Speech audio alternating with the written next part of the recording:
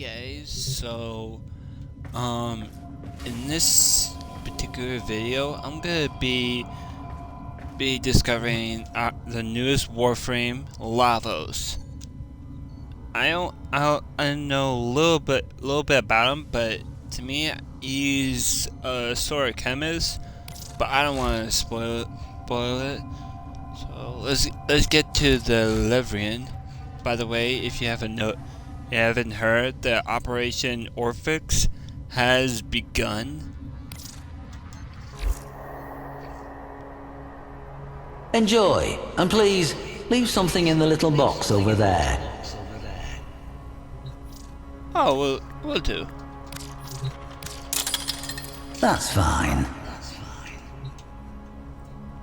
Lavos, Okay. the transmuter, called by some anachronistically the alchemist. Transmutation, you say? A superstitious process from long ago in which deranged old men heated stinking substances over fires of dung, thinking they could make gold? No. To the Orphix, it was a darkly potent, forbidden science. They were not squeamish, nor moral. So what profound taboos must this art have violated? No transmuter was more dreaded than Yavi, the crawling serpent, the abhorred, the filth speaker. The Orphix feared him so greatly that they whispered he might somehow survive even the Jade Light, just as a severed snake was once believed to grow a new head. So instead, he was imprisoned that his evil might be contained, if not quenched. His jailer was a brute of a Warframe named Lavos. Okay, this is gonna be interesting. The prison of Dabaoth Kra no longer stands. Both it and the slumped Venusian mountain peak upon which it stood were long ago obliterated. We have only records to tell us what went on there. Yavi was a scrawny, hairless man, scaly with skin disease. In reluctant recognition of his Archimedean status, he was permitted to wear the white robe. Now, a befouled, ragged garment. Two tattooed serpents crawled up each bony arm from elbow to wrist. Lavos, we are told, was attentive to his prisoner. He administered the prescribed soup, water, and beatings with the same punctual fidelity. These are recreations of Lavos's own snakes. No mere tattoos, but living, bioferrous exoflesh.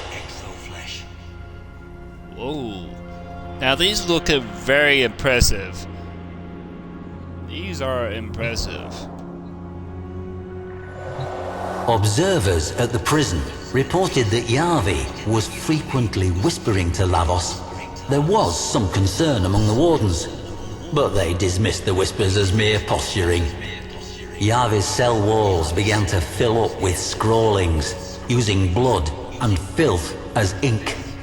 At first, these were simple symbols, but as time passed, they became more elaborate. It was as if the Archimedean was turning his cell into a demonic temple, baiting his captors. There was even an image of Lavos, resplendent in his cyan-dana of office. Perhaps an attempt at a curse. Lavos was ordered to beat him harder, and duly did so. With the blood on the wall, Yavi drew a snake, an appeal, no doubt, to his depraved idol.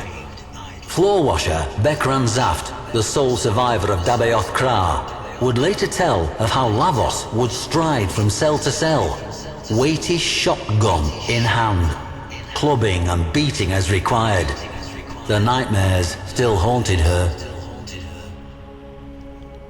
So Yavi's like Rel, but like Yavi is building, like carving into a demonic temple or some sort. I'm not really sure how this is playing on. the Warden's records reveal an increasing unease with Yavi's bizarre behavior. Regardless of the potential risk, they determine that he should be executed. After a fashion. They would use cellular reversal. Yavi would be reduced to a mere biological pulp with no more sentience than bread mold. But the executioner? No jailer wanted to be the pobber to bell that cavat.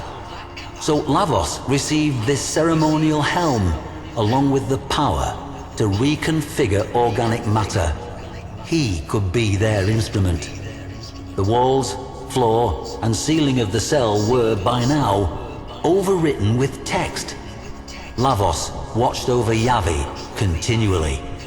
Bekran Zaft tells us that, curiously, Lavos no longer beat the prisoners in the other cells. Even when the inmates shoved one of their hated fellows into his path, expecting a bloody beatdown, Lavos merely waited for him to get back to his feet before moving on. So this is interesting. Lavos is not beating any cellmates that reside in the prison. This story is really getting more and more interesting by the look of it. What actually was this forbidden practice of transmutation that terrified the Orokin so? At its pinnacle, it was nothing less than the purposeful elevation of consciousness. To the Orokin, prisoners of their endless golden dream, the thought that a person could rise above their station was anathema. Transmutation could turn commoners into kings, or riches into garbage. Worst of all, it could teach people not to be afraid. I have seen a preserved image of Yavi's cell.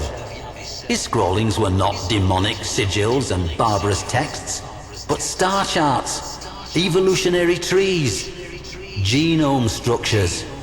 Yavi was not defying Lavos with these cryptic daubings in his own blood. He was enlightening him. Not dark sorcery at all, but radiant science. And the snake? A symbol not of corruption, but of healing. Yavi was a teacher. He might have taught millions. Now he had only one student. But that student was attentive. So this is interesting. Yavi is like not defying Lavos,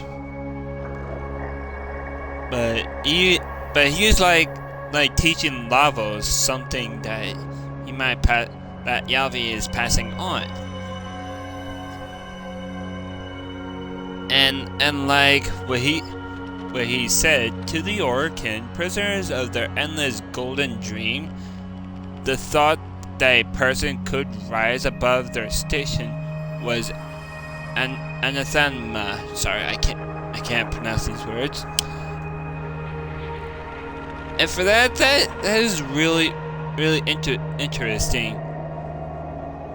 I'm really shocked that he taught millions, and now he had one student. I'm guessing that student is Lavos. Probably. I can't be too sure. Bekran Zaft says this of Execution Day. The jailers gathered in the auditorium with a slow, funereal tread. Lavos escorted Yavi to the execution dais. He gently raised a hood over Yavi's head, cobra-like. He turned, then, to face the Orokin Warden, shotgun trembling in his mighty hands. The silence, Zaft says, was absolute. But then, from beneath the hood, came a whisper. Yavi had some final words for his student. The Orokin jailer shifted uncomfortably, looked to his functionaries. Would the execution even take place? Lavos gave a stiff bow to Yavi and activated his power. Yavi's skin peeled off in one grisly sloughing. He liquefied into a biological soup. A cheer went up from the assembled jailers. Lavos gathered the remains of Yavi tenderly in his hands. A soft glow emanated from them, as, in one horrible moment, Yavi's Orokin oppressors realized what they beheld. And then, panic. Lavos was transmuting the remains. A twining, living snake seethed up Lavos's left arm. Yavi, transformed, and still, after a fashion, alive, just as they had feared. A second snake coiled around his right arm, this one sprouting from Lavos's own flesh.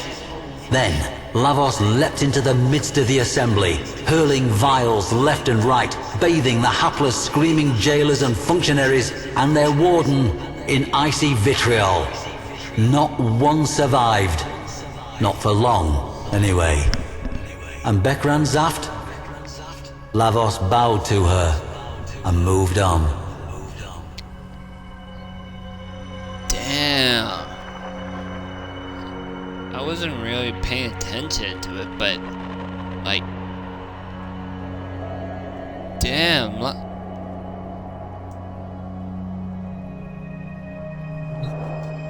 I don't know what to say about that. And here we are, Lavos. They say that Lavos often takes counsel from his serpents. One is his brutal advisor, the other his wise teacher. Both have their wisdom, and Yavi still whispers to his beloved student. Much like the snake, Lavos is easy to misjudge. The serpents that poison can also cure. He may have been a monster in his previous life, but he was able to achieve something that eluded the most powerful of the Orokin. He changed. Moreover, he changed himself. Yavi may have helped and instructed, but the will to change must have begun with Lavos. Perhaps we all have that golden gleam coiled within us somewhere, ready to slither forth from its old skin. We must only beware that we do not condemn as devilish that which we do not yet understand.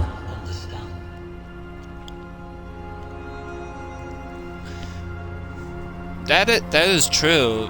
Yavi taught him something to change. I mean, frankly, I think the moral of the story is that no matter how bad you were in your past life, you must move forward to change. Such as me, but with Lavos, he's becoming more. He is like more wise than now. But I think I like this story. Alright guys, thank you. Alright guys, thank you for coming in. As always, I'll see you in the next one. Bye bye guys.